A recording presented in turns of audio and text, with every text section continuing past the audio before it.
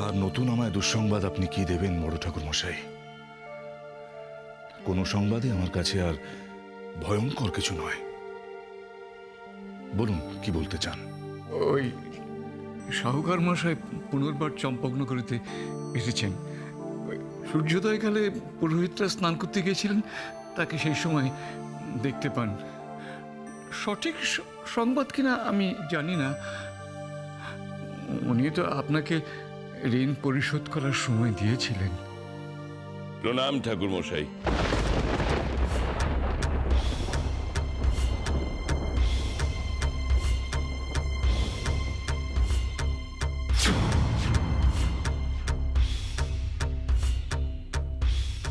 আর বিলম্ব করা সম্ভব নয় বলেই অতি শীঘ্রই আমাকে প্রত্যাবর্তন করতে হলো। সব কুশল তো বণিক মশাই? অদ্যই আপনি আমাকে আমার সমস্ত ঋণ পরিশোধ করবেন, অন্যথায় এ মহল আমাকে হস্তান্তরিত করবেন।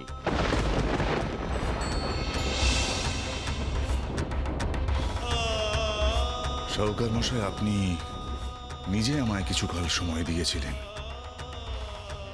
আমার সহধর্মিনী এখনো শয্যাশায়ী, দুর্বল। এমন সময় আপনি ঋণ পরিশোধের কথা বলছেন? আপনার বাঁচছে না?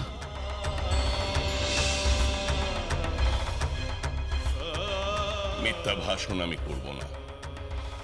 বাঁচছে। এই পরিস্থিতিতে আমারও সংকোচ বোধ হচ্ছে, কিন্তু আমি নিরুপায়। আপনাকে করুণা করলে মা বিষহরীর কোপ গিয়ে পড়বে আমার ওপরে।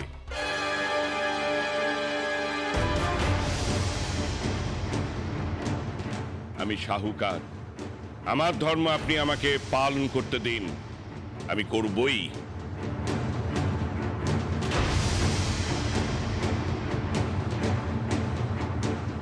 আপনি কি আমার ঋণ পরিশোধ করার জন্য আজ প্রস্তুত? এত শীঘ্র কি করে সম্ভব হবে? তাহলে আপনি আমার কাজে বাধা সৃষ্টি করবেন না।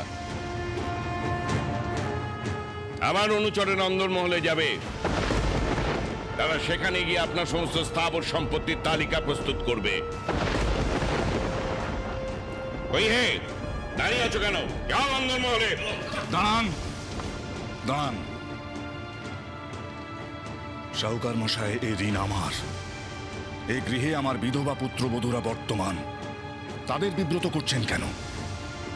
তারা আমার কুলবধূ। তাদের সম্মানহানির মতন জঘন্য কাজ করবেন না। আপনার পুত্রবধূদের আড়ালে থাকতে নির্দেশ দিন। সমস্ত সম্পত্তি তো অন্দরমহলেই থাকে।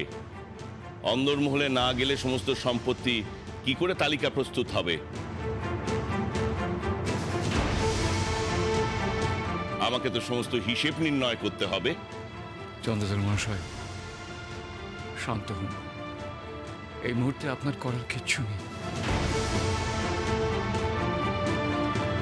যাও তোমরা, অন্দরে যাও। চলো চলো।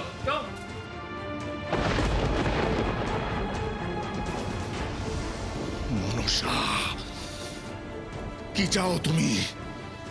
কি চাও তুমি, নাগিনী, চ্যাংমুড়ি কানে?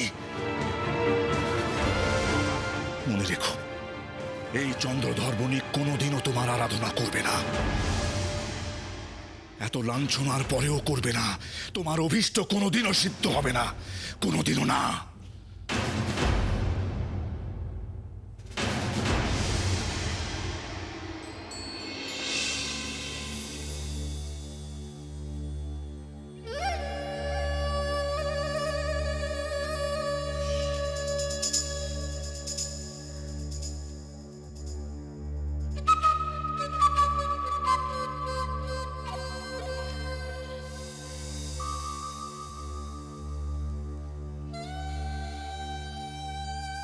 মা, মা বিষহরী, মা, আমি ভৈরবনাথ, তোর সন্তান, তোর ভক্ত। মা, আমি তোকে আহ্বান করছি, তুই আমার সামনে আবির্ভূত হ। মা, মা, দেখা দে, দেখা দে। মা, তুই তুই আমার ডাকে সাড়া দিবি না? মা, সাড়া দিবি না? দেখা দে।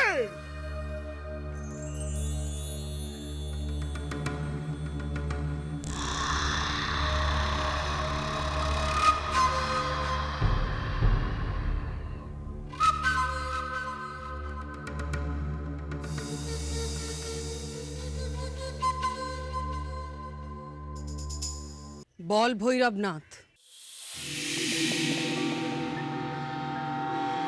কেন আহ্বান করেছিস আমাকে? কি চাই তোর? মা মা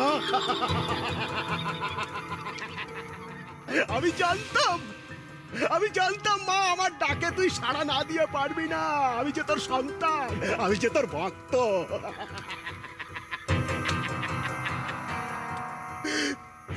মা, আমি যে আর সহ্য করতে পারছি না, আমি যে আর সহ্য করতে পারছি না। তুই আমাকে বলে দে, এবার আমার কি কর্তব্য, আমার কি করণীয়? দে দে বলে দে, বলে দে, দে বলে দে মা, বলে দে, বলে দে, দে বলে দে আমার কি কর্তব্য, আমার কি করণীয়, এবার আমি কি করব? বলে দে, বলে দে। কি সহ্য হচ্ছে না তোর? ওই নারীর অহংকার, ও নিজেকে সতীলক্ষ্মী বলে মা, সতীলক্ষ্মী বলে। এত দম্ভ তার। আমার সাহায্য, আমার সহায়তাকে প্রত্যাখ্যান করেছে সে। আর এই যে মায়াদণ্ড, এই যে মায়াদণ্ড, একে তুচ্ছ জ্ঞান করেছে। বেহুলা? হ্যাঁ মা বিশহরী, ওই বেহুলা পাপিষ্ঠা নারী, মূর্খ। মা, মা এই মায়াদণ্ড তো তুই আমায় প্রদান করেছিলি। তাহলে এই মায়াদণ্ডকে তুচ্ছ তাচ্ছিল্য করা, তার মানে তোকে অপমান করা। মা, মা, তুই আমায় অনুমতি দে, আমি ওকে সমুচিত শাস্তি প্রদান করব। হ্যাঁ দে দে মা, অনুমতি দে। মা, বেহুলা ওর স্বামীর জানু সংলগ্ন অস্থির সন্ধান করছে, কিন্তু কোথাও সে খুঁজে পাবে না, কোথাও পাবে না। তুই আমায় অনুমতি দে, আমি ওকে শাস্তি দেব। দে দে মা বিশহরী, দে দে দে।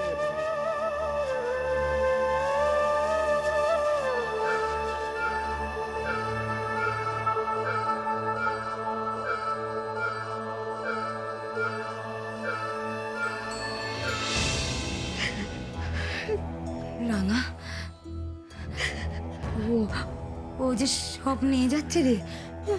হ্যাঁ, আর আর কত সর্বনাশ হবে দিদি, আর কত বলতে পারো?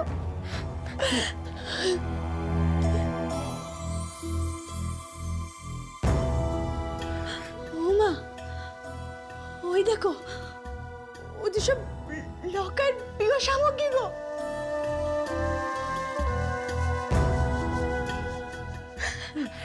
দিদি, দিদি ওদের বারণ করো না একবার, বলো নে যে ওগুলো না নিয়ে যেতে। ওগুলো সব লকায়, ওদের বারণ করো দিদি। চুপ কর রাঙা, মন করিস না।